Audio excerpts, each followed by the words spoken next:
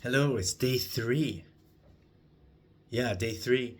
My second real day in Skopje.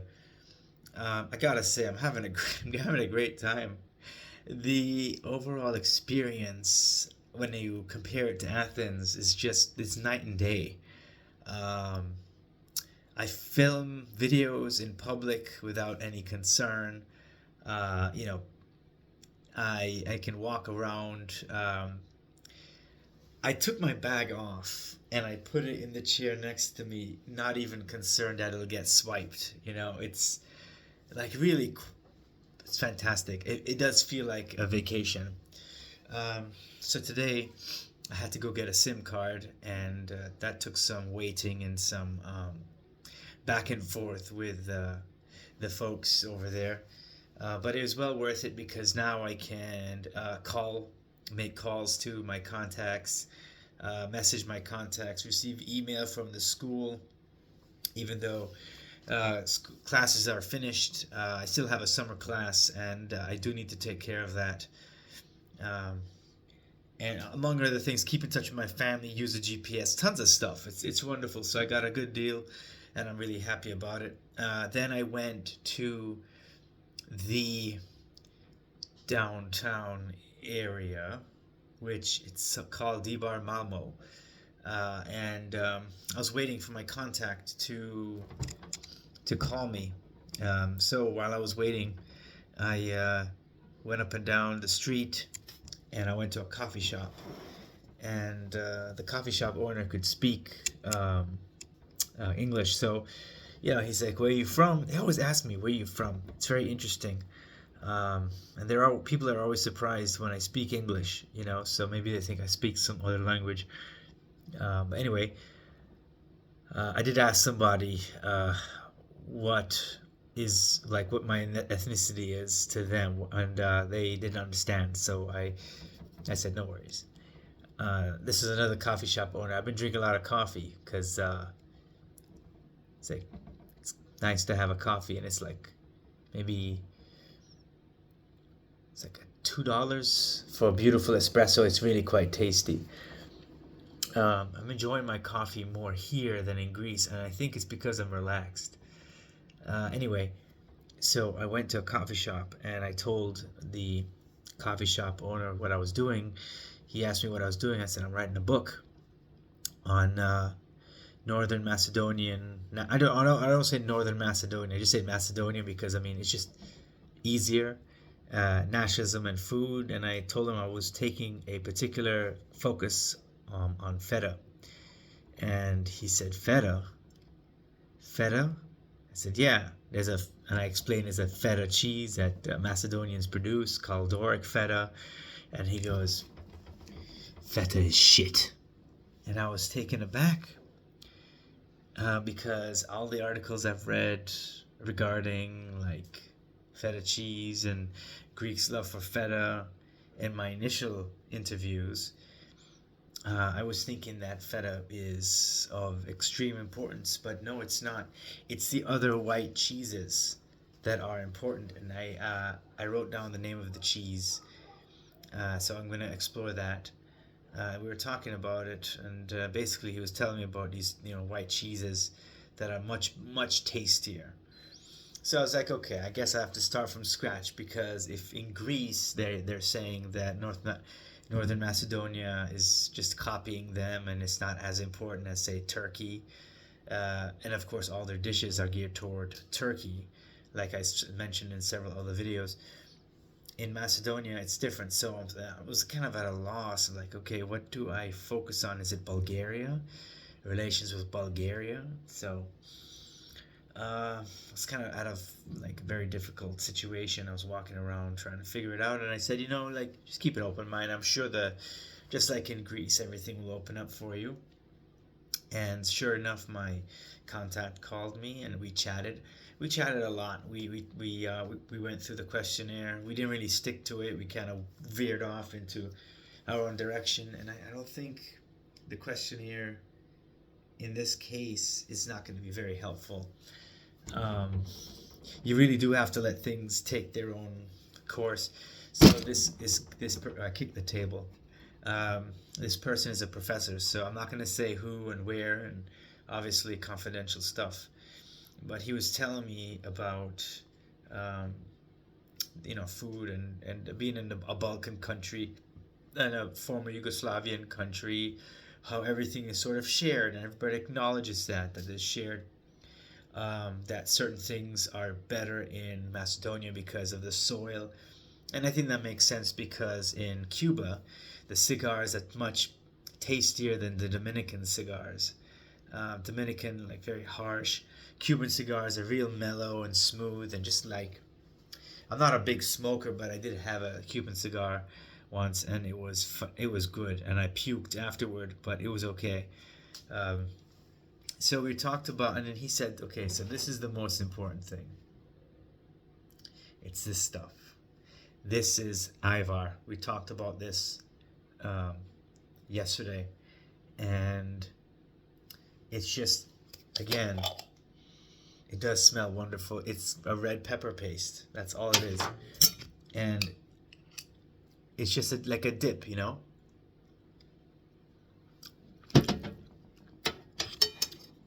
But it's very complex.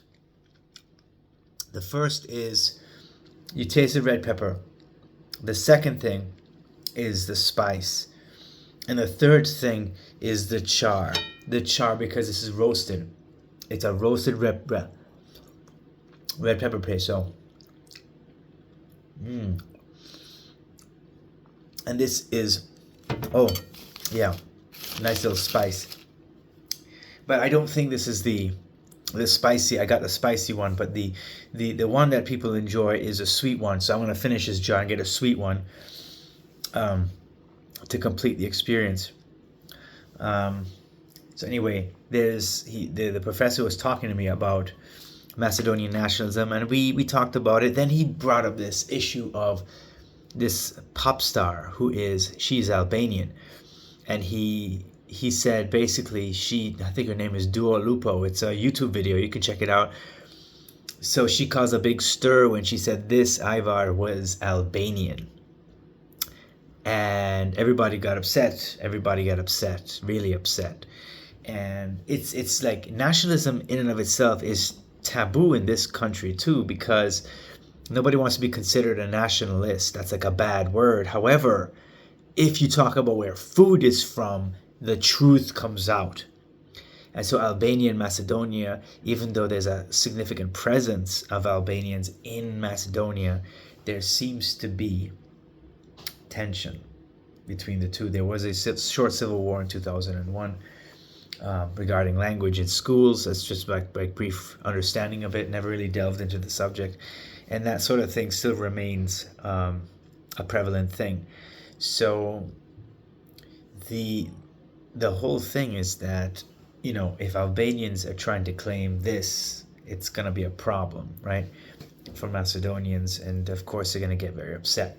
Now Serbia and Macedonia are the only ones that have trademarked this with the international organization. I forget which one. I think it's the World Economic.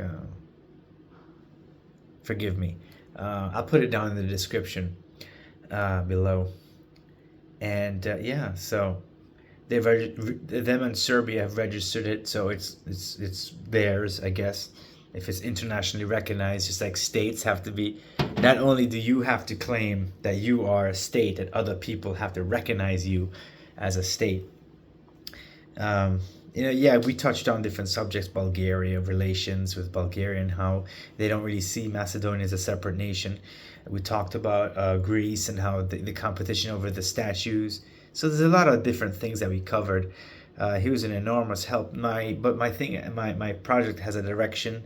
I do think that each country deserves their own chapter. I think that is. So I was going to try to do a dichotomy: Greece versus Northern Macedonia, Turkey versus Armenia.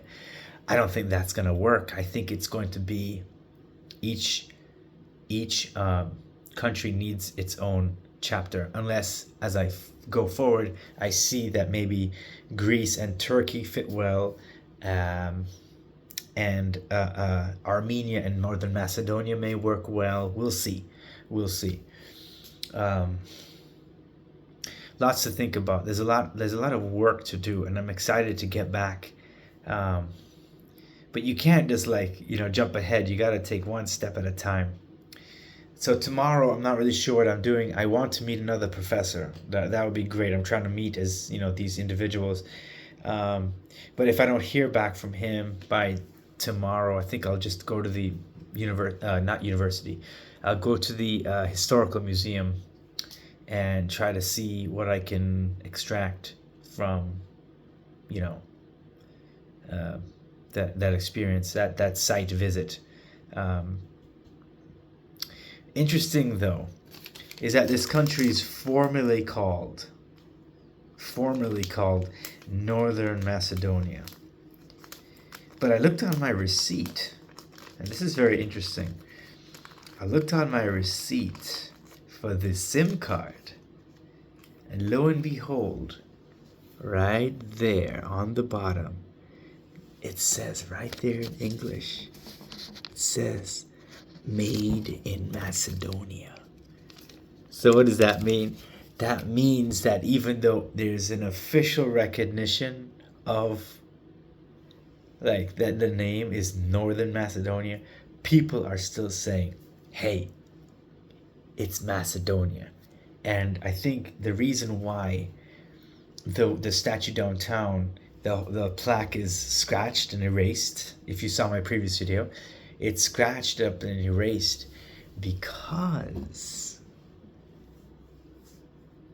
maybe I'm not clear on that. Maybe the government did it, or everybody knows that's Alexander the Great. Everybody knows it. So it's Philip Macedon, right?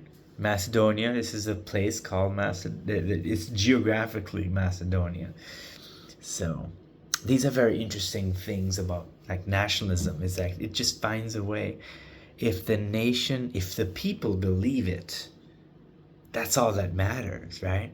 Other people may not agree with you, but that's the essence of nationalism. Because if you think about it, land conflicts,